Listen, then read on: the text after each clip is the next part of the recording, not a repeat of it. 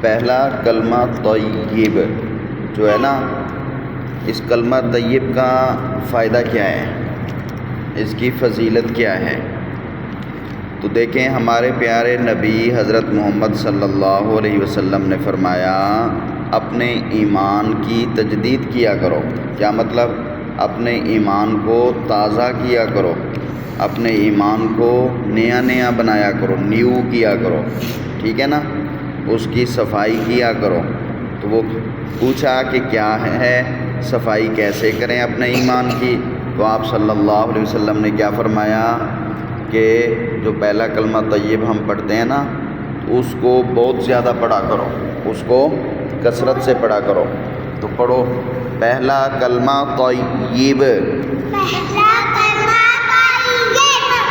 طیب معنی پاک،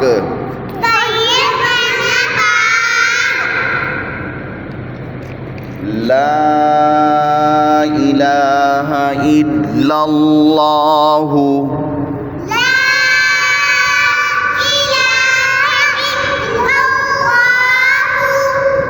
لا الہ الا اللہ،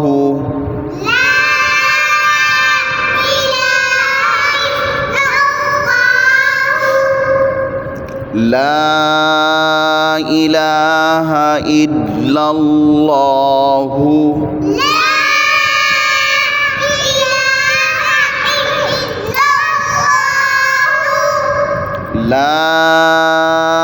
الہ الا اللہ،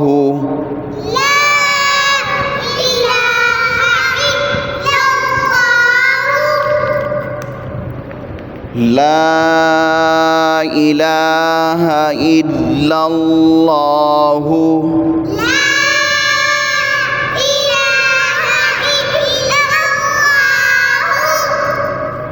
محمد رسول اللہ،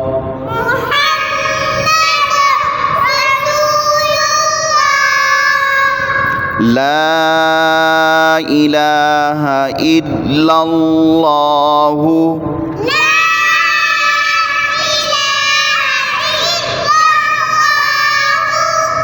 محمد رسول اللہ۔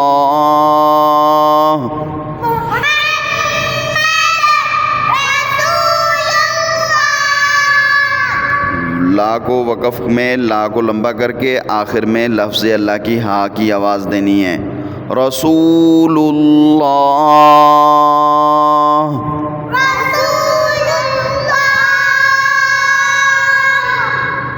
آخر میں ہا کی آواز، لاسٹ میں ہا کا ساؤنڈ، محمد رسول اللہ،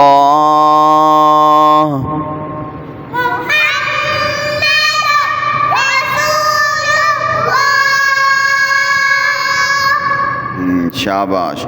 جس کا آخری کلمہ بھی یہی ہوگا نا، ہمارے پیارے نبی حضرت محمد صلی اللہ علیہ وسلم نے فرمایا جس نے اپنی زندگی میں آخری کلمہ یہی پڑھا کہ اللہ کے سوا کوئی عبادت کے لائق نہیں اور حضرت محمد صلی اللہ علیہ وسلم اللہ کے بندے اور اللہ کے رسول ہیں، تو وہ جنت میں داخل ہوگا۔